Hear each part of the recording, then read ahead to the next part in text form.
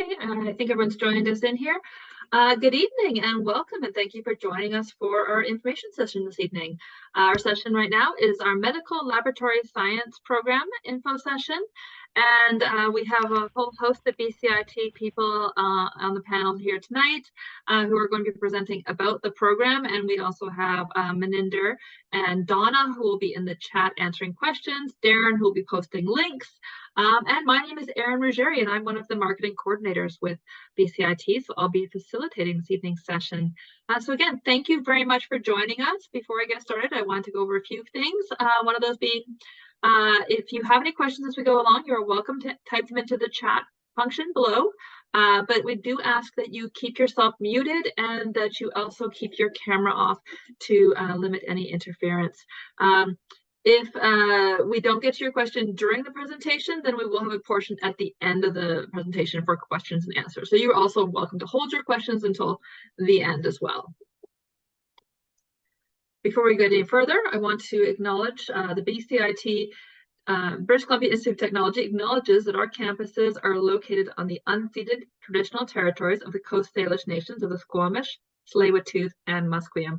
And I know that many of you are located on numerous different territories this evening, whether it be at your home or your workplace or wherever else you might be. So please do take a moment to acknowledge that as well.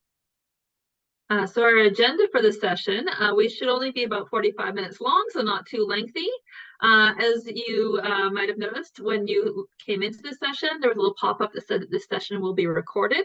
So if you don't get everything as we go through, if there's anything you miss, don't worry about it too much. We will be sending you a copy of the recording of this session and a PDF of the slide deck in about 7 to 10 days from now, so you'll have those to review.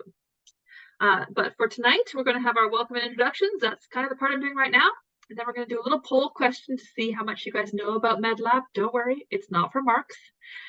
We will be watching a video about what it's like to be a MedLab technologist. And then we will have our presentation and program overview. And at the end, our time for Q&A.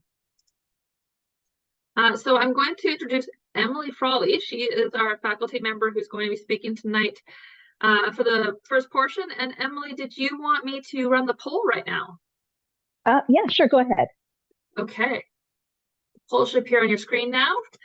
Oh, so this poll question goes with this picture. Here we go. So if you see this picture behind here, it says, printed in microscopic font on this MedLab lab coat are the names of all the lab tests performed each day in Canada. How many lab tests do you think are printed on this coat? As in, how many lab tests are performed each day in Canada? All right, and while you all are answering that poll, I'll introduce myself. Hi, I'm Emily. I am one of two Emilys in the MedLab Science program. So that, of course, causes a little confusion. We also teach into the exact same course. I teach Integrative Studies, which is a level 1 course that covers the introductory material that you will use when you go on into your later levels with more discipline-specific material, and then when you go into your clinical rotations. Emily, how did we do? I think we did pretty good. 1.2 million. That is the number of individual lab tests, separate lab tests that get run in the space of one day across Canada. Wow. It's a lot. We do a lot of work out there. So this lab coat was part of a campaign run by the Canadian Society for Medical Laboratory Sciences. That's our national accreditation agency, trying to get some more attention to the kind of work that we do, because generally as lab techs, we're behind the scenes a lot. You don't actually see us out in the hospitals. We are in the back somewhere hiding.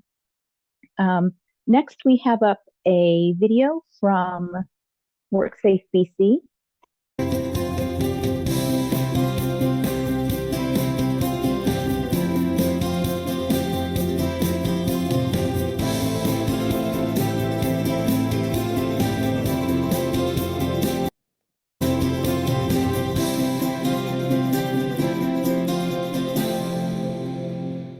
Do you have an eye for microscopic detail and a fascination with how the human body works? Then you'll love learning about our next career. Let's see what it's like to be a medical laboratory technologist.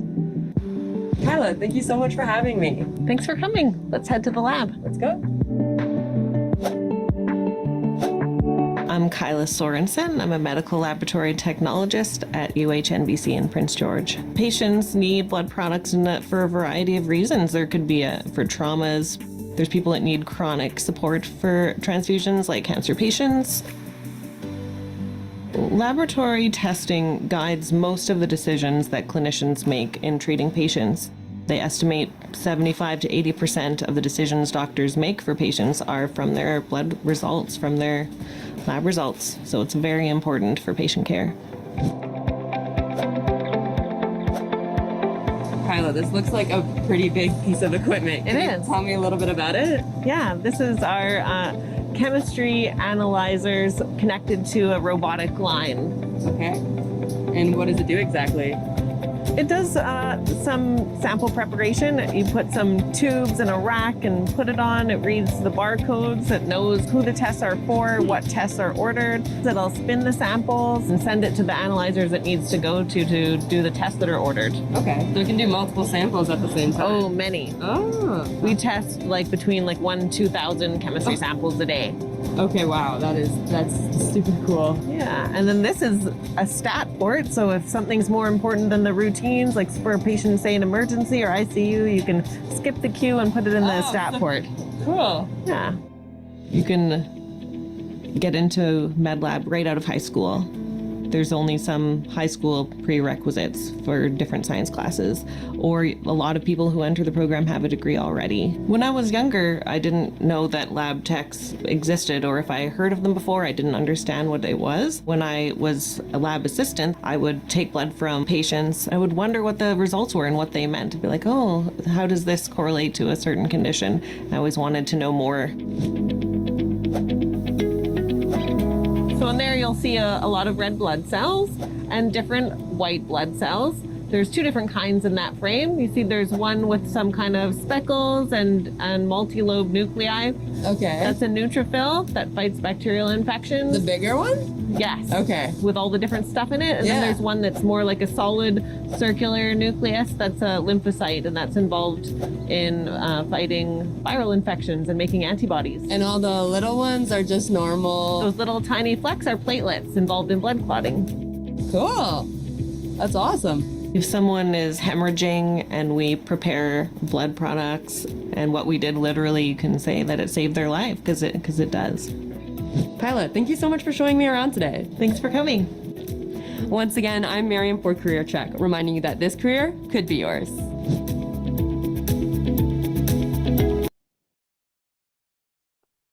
All right, just like we discussed with the poll, we do over 1.2 million lab tests every day in Canada. Doctors depend on us for these results.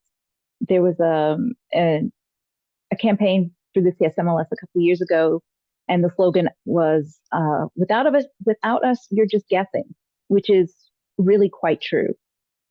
So our grads are playing a very critical role in getting the information to the healthcare staff that they need to help the patients. In this image, you're actually looking at our histology lab. We've got two students in the foreground, and they are cutting tissue samples on a microtome. And I think the student in the back is embedding those tissues in wax so that they can be stained and then mounted on slides for a pathologist to review.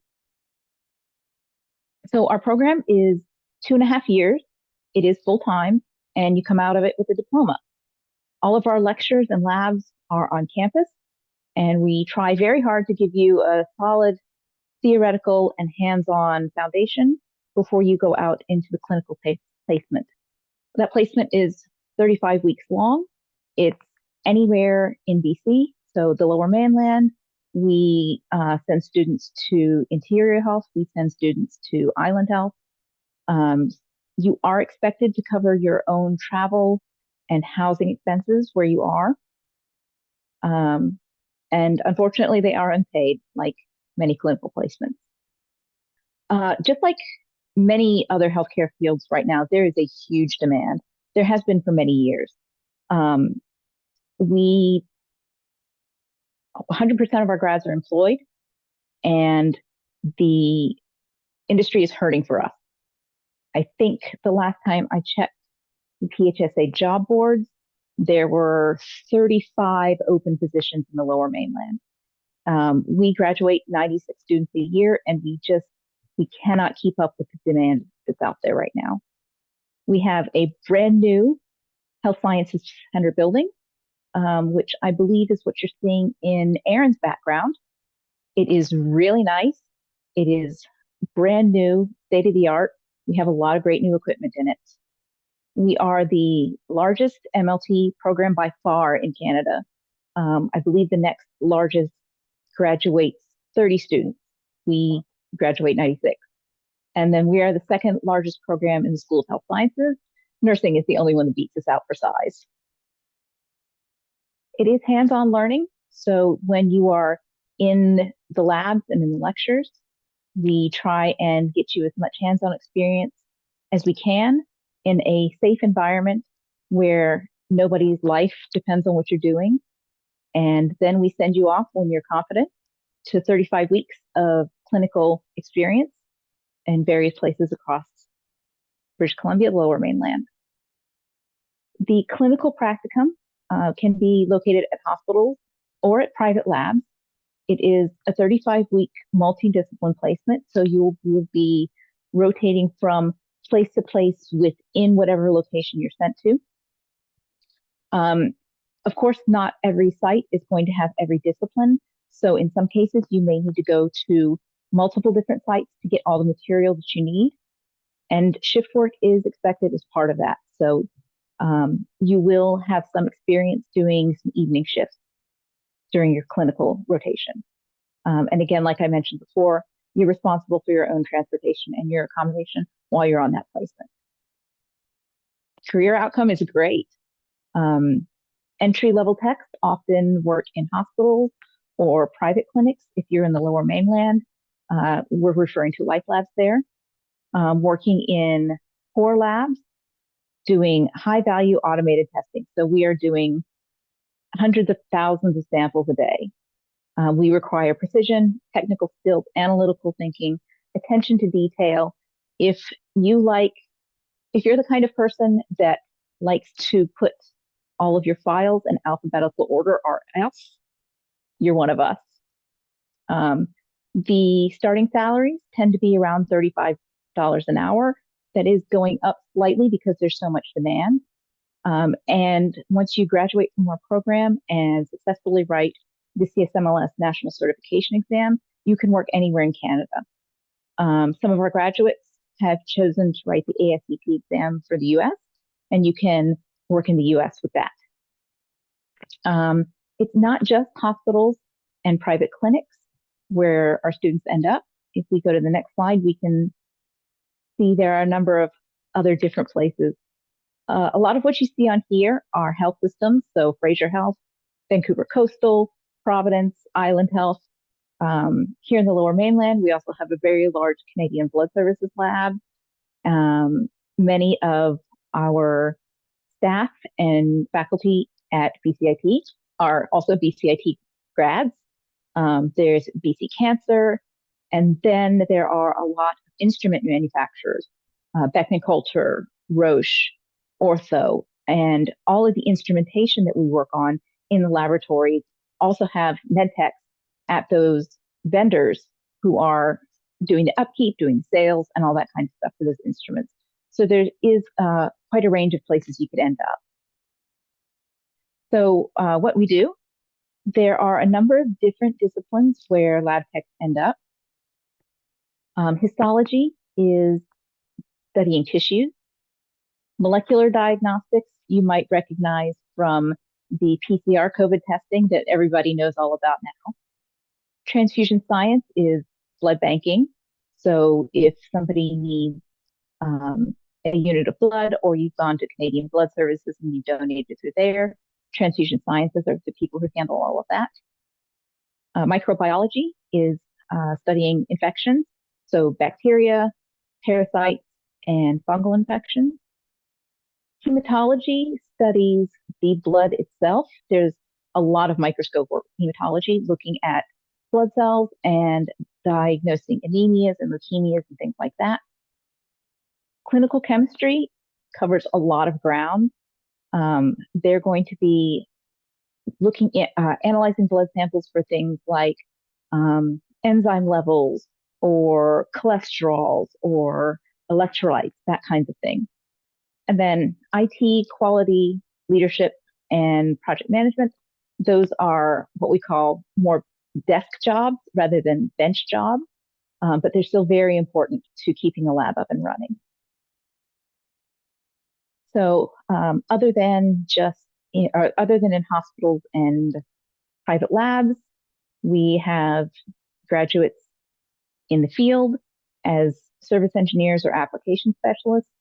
Those are the people I mentioned who take care of our instrumentation for us in sales, in consulting, in IT, because there's computer systems behind every instrument we work with. And then the laboratory instruments or laboratory information systems we work with, the hospital information systems we work with, that's all IT stuff. We have people in research, and again, doing the desk work. And then we have people in provincial and federal government doing the accreditation, making sure we are in compliance with the laws and the regulations that apply to us, making policy, doing project management. It goes all the way up the line. And now I'd like to introduce you to Fiona DeVolen. She's a level 1 student, so I have her in my classes right now, and she's going to talk to you a little bit about what the program itself is like from a student perspective. Hi, everybody. So I'm Fiona. I'm currently a level 1, so that means I started in September. Just a bit of background about me. I graduated from UVic with a bachelor's in microbiology in 2021 and worked in a clinical hospital lab for about 2 years just as an assistant. That's kind of where I became aware of this program. I wasn't actually familiar with the MLT program during my bachelor's, so I'm glad to have found out about it. So far, I really enjoy the program. Honestly, going into it, I didn't know if there would be quite a difference from my previous education, but I would say that you get a lot of support. It's a very supportive program, whether it be from your peers or the instructors. And I'd say you're learning a lot, like some of it's review, I'd say in the beginning, but a lot of it's totally new content and it's so applicable to the field. So that's what I'm really enjoying. And yeah, that's a bit about me right now. The structure of the program, I mean, I've only been in it for 2 months, but I would say the pace is pretty good. I've heard it can pick up a bit, but and also I just want to say I do have a bachelor's and a lot of people do, but that's not to say that there's a lot of people in the program with different levels of education. So don't be discouraged if you think you can't come in with, there's a lot of people who came in straight from high school. I think there's someone who actually came in from a totally different field, the film industry summer program. So there's a wide variety of backgrounds in the program. Yeah. Does anyone have any questions that they want to ask me?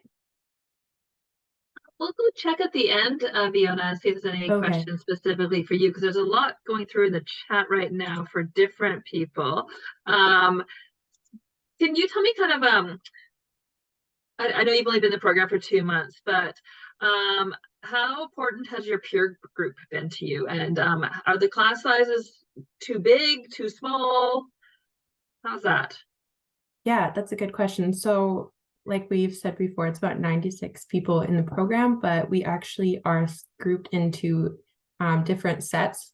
So different cohorts, I think it's about 24 people in each set. So those are the people that you go through and you do a lot of seminars, labs, kind of tutorials with that group. So you kind of form a core group, but that's not to say I have a lot of peers in other sets as well. But it is a very tight-knit program, I would say. You are seeing these people for 8 hours, sometimes 8 hours a day, for long periods of time. So you do form close connections with people. And I also find that people in the program, it's very much a team mentality. we're all there to succeed. So we all want to help each other out in the best way that we can, whether that be study groups or any type of way. Yeah. How do you find your work-life balance has been since you started the program? Are you like all consumed with school 24 hours a day, 7 days a week, or are you able to still work part-time, or how's that balance been for you? Yeah, so I would say the work balance, it's pretty manageable. I would say if you set deadlines for yourself and you dedicate time to studying, you can still have a little bit of time. That's to say level 1, of course I haven't done the other levels, but level 1 I've heard is the more flexible one. So I found it's a bit manageable. I don't have a part-time job currently, but I know others do, and they still find it manageable. So find whatever works for you, or however you feel that you can stay organized. And yeah, that's what I would recommend. That's great. Anything else you'd like to share before we move to the next thing? And we'd love it if you just stay on the chat and see if anybody asks questions as we go along. But any parting words at this point? Not that I can think of. Actually, sorry. Yeah. No, Okay. we really appreciate you being here. Yeah, for sure. Thank you. Taking it back to Emily. Emily, should I show this other video as well? That is from another student, I believe. That is the one that BCIT created for MedLab. Ah, okay. Sure, let's do it.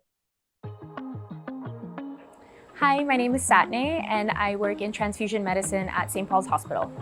I love my job because I know that what I do in the lab is affecting others and helping them in their care. And they're so thankful and appreciative for what we do, and it's nice to just see that we're helping others. I chose to go into transfusion medicine because I love the hands-on testing that I get to experience in the lab. Getting to learn about antigens and antibodies and how that such small things affect people and their health, it's great. It's a super cool job, super fun, and I love it.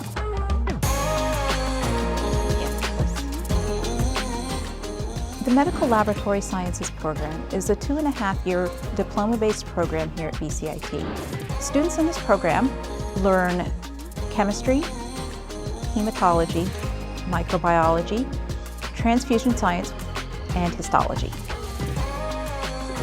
Our laboratories simulate the technology that students will be working with in their clinical placements and then later on in their employment, which means that they leave our program job ready.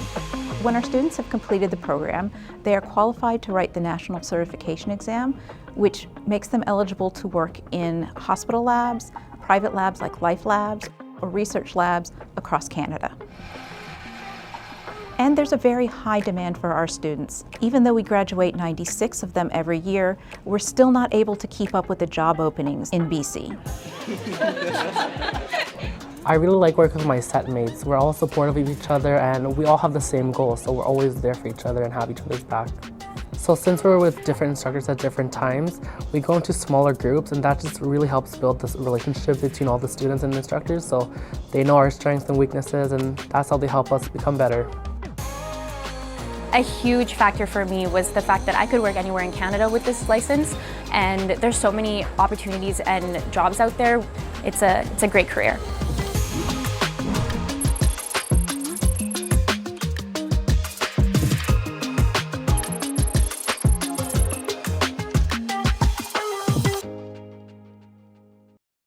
Okay, great. Now, Emily, from what I remember, you're wanting me to do the next portion of these slides? Yes, okay, a thumbs up. Okay, so admissions information. Now we know all about the program, but how do we apply and how do we get in? I know Maninder has been doing a great job in the chat answering a lot of questions about admissions, but a few things I wanted to note. It's a new update for us. The MedLab program now offers 5 seats to successful applicants who self-declare as Indigenous. So we do have those seats reserved for Indigenous applicants. If you want to self-declare as Indigenous on your form, on your application, please just make note of that. And we are no longer doing the Casper test. So I know some of you might have heard about the Casper test previously. Just know that we're not doing that anymore for the MedLab program. Some of our other BCIT programs are still using Casper, so it's not a completely even thing that we're gotten rid of here, but not for MedLab. So this program starts each year in September. The next start date then will be September 2024. Application window opened October 3rd, and it will stay open until May 15th of 2024. So now is the time to apply. It is a 2.5-year full-time diploma program. And there is not an option to take this program part-time. It is full-time only. A few steps once you decide that you want to apply for this program. The first one would be to review all the entrance requirements and the application dates on our website. It's very important to use the website as the final the final word on everything. We publish brochures all the time and we update them as things go on, but the website is the final deciding factor, the final word on any entrance requirements. And then you will complete a mandatory questionnaire, any letters of reference that might be required, and any additional forms mentioned on our website. You will then convert all your documents to PDF files. We do not like to receive things by mail or have them handed in. Everything is done online now, so please make sure everything's converted to PDF, and then you upload your documents and apply online at bcit.ca.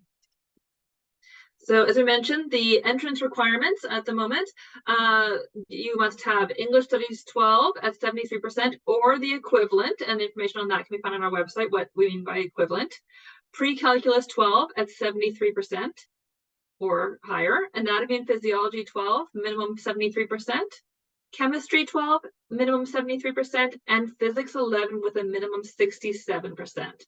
Now, those are the base entrance requirements, but this is a competitive program. We do give preference to applicants that have those requirements completed within the last 5 years or who have further post-secondary education, consistently good grades, previous education, demonstrate interest in the field, and any related volunteer or work experience.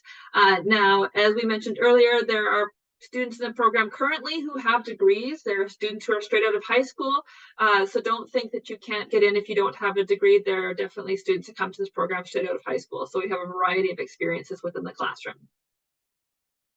So the admissions process, once you upload all of that and submit your documents and you've got everything sent over to us, it does take admissions about 2 to 4 weeks to assess an online application. And by assessing, what we mean is they are just going through to make sure that you have all the prerequisites. So applications that are complete, and by complete we mean you have all the prerequisites, you meet all the requirements, those are sent off to the MedLab department.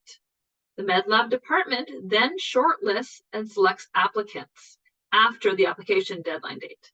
So the department does not even look at the pile of applications until the application deadline date. So you will not receive notification that you've been accepted until after the deadline date.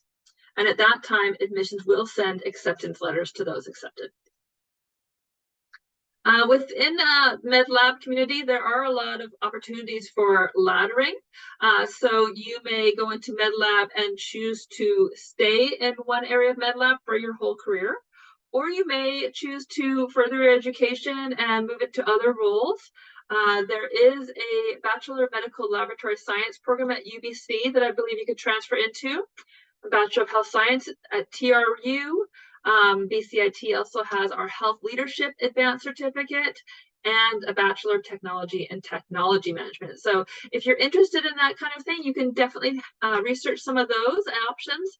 But do know that, I know that many of us go through many changes in our careers, and we like to have those options of, if we don't want to stay here, we have options to move into other further education. But again, many of us like to stick with where we're happy as well. So lots of options for how you like to have your career. And kind of taking a bit of a different stance here. Once you get to BCIT, decide that you're applying and you're accepted, we want you to know that we want to support your success while you're a student here. And there are many ways we do that, but I'm going to highlight some of the ones on our screen here. The first I'm going to mention is Indigenous Services. So we do have a wonderful Indigenous Services department at BCIT. They have a great welcoming gathering place on campus, on the Burnaby campus, that students are welcome to come stop by and visit. We have support for Indigenous students. We have a number of Indigenous elders that are connected with BCIT. It's just a very welcoming community to connect with people. So do check that out. Student financial aid and awards. Like most large post-secondaries, we have a great student financial aid and awards department.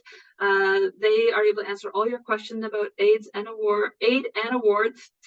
And there is a entrance scholarship available to students. So I do urge you to kind of look into the different scholarships available through them. Accessibility services. This is for students who have a long-term or short-term disability that would require some kind of accommodation within the classroom. Maybe people who had an IEP when they were in high school. So if you know that you might need those services, please do connect with them early so that they can help facilitate any accommodations you might need. Student health services, this is my favorite. Student health services, we have a full service medical clinic right on campus. So if you have trouble getting into an appointment with your GP because your schedule is so busy, or you don't have a GP like many people, you can book an appointment with student health services. They have doctors and nurses on staff. And they don't operate like a walk-in clinic. You do have to make an appointment, but generally speaking, you can get in within a day or two of making an appointment and making a phone call to them. So they're just a great resource to have close by. And just down the hall from them, we have our counseling department. So again, counseling services available to students. Not just issues you might be having with school. They definitely cover all the anxieties and stress, but also anything with relationships or anything in your home life. So they're just, again, great resource. And finally, recreation services. So if you have been studying all day and your brain has been working so hard, but you haven't gotten up from your chair, check out recreation services. Full service gym, fitness classes, intramurals, just a great way to come get that exercise in, either in the morning before class or after class. It's just a great thing to have on campus for everyone.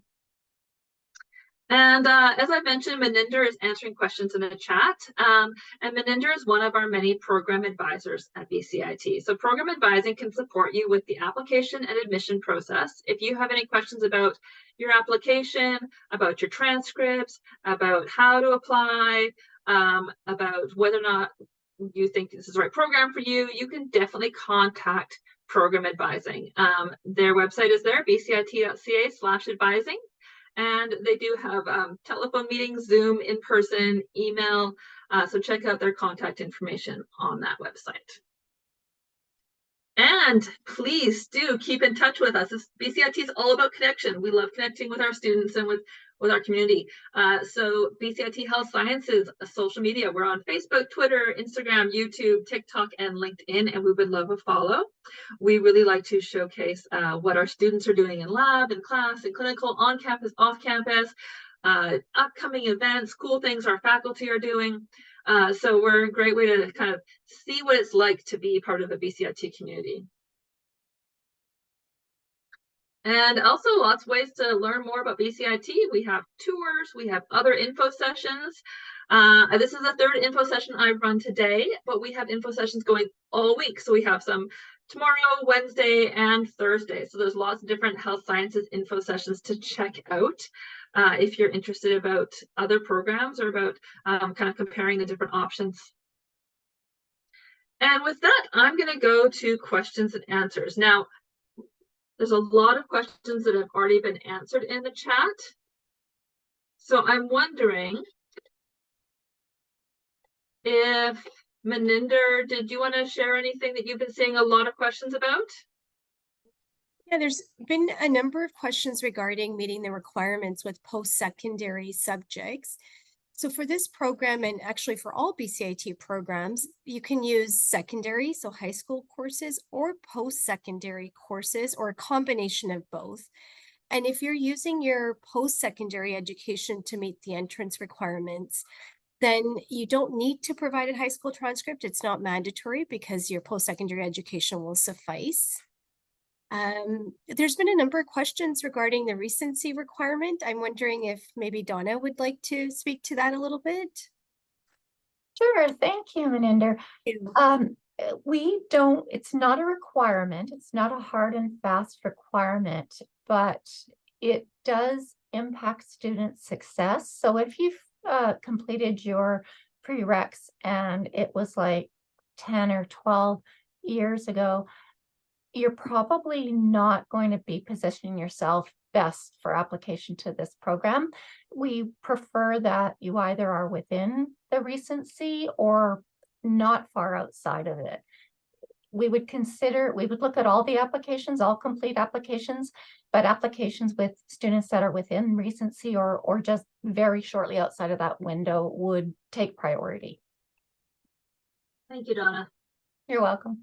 Was there anything else, Donna, that you saw coming up a lot that you'd like to share out? I'm with Meninder. A lot of the questions have been about prereqs, being ready for the program, application, and Meninder's been great at answering 90% of those questions. She's a much faster typer than I am, that's for sure.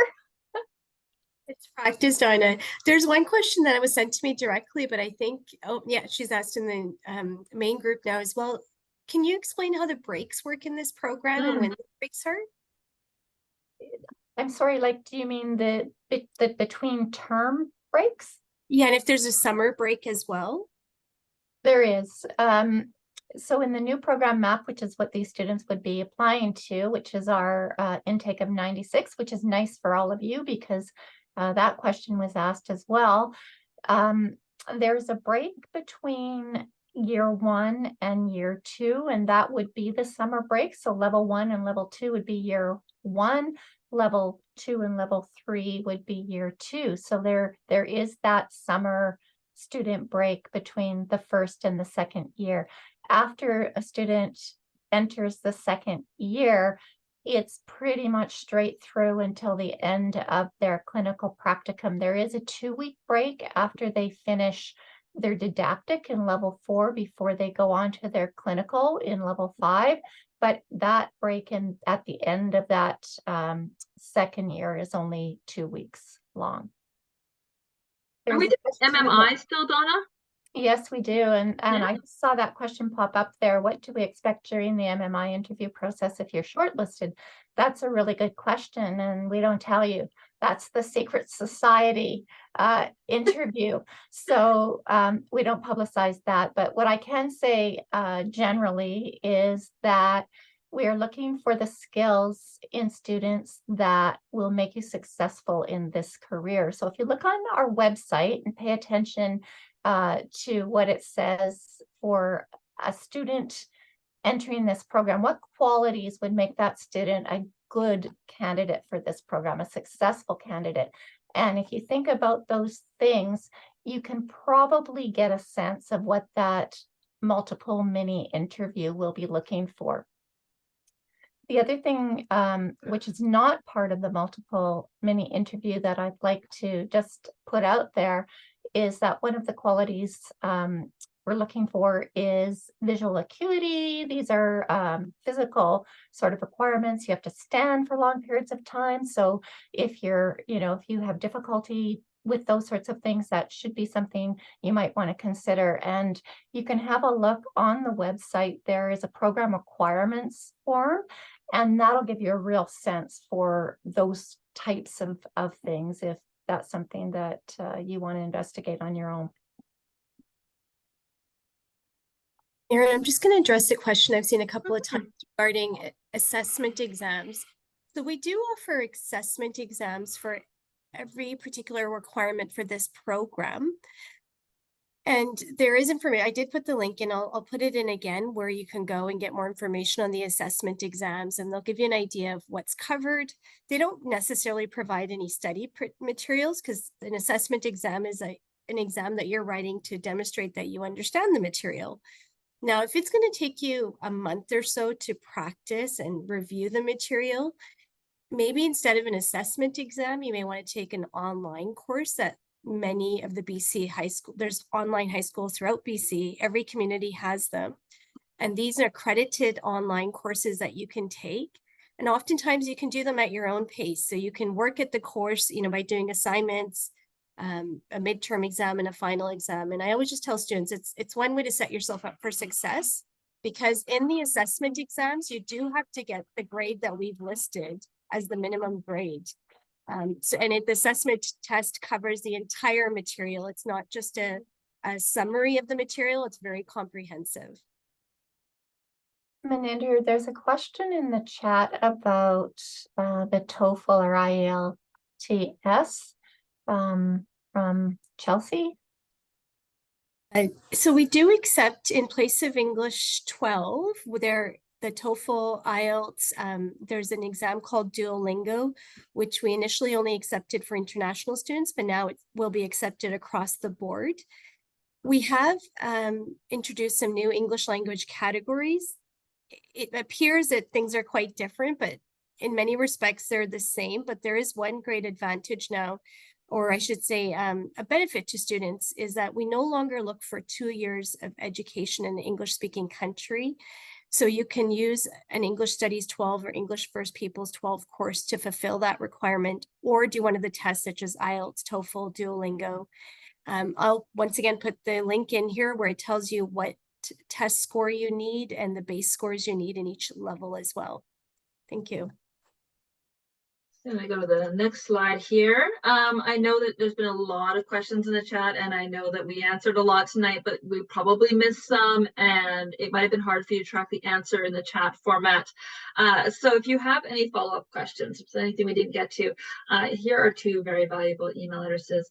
Program advising, as I mentioned, and medical_laboratory_science@bcit.ca. So if you have questions about the career, about the profession, about classes taught, you should definitely contact them first. And if you have questions about your application or transcripts, please contact our program advisors. Thank you very much for joining us this evening. Really appreciate seeing all of you online tonight. This is a great turnout, and we're excited to see some applications coming in or to answer your questions. And excited about the future of MedLab. So again, thank you very much. Really appreciate you guys taking the time out of your busy evenings to be with us.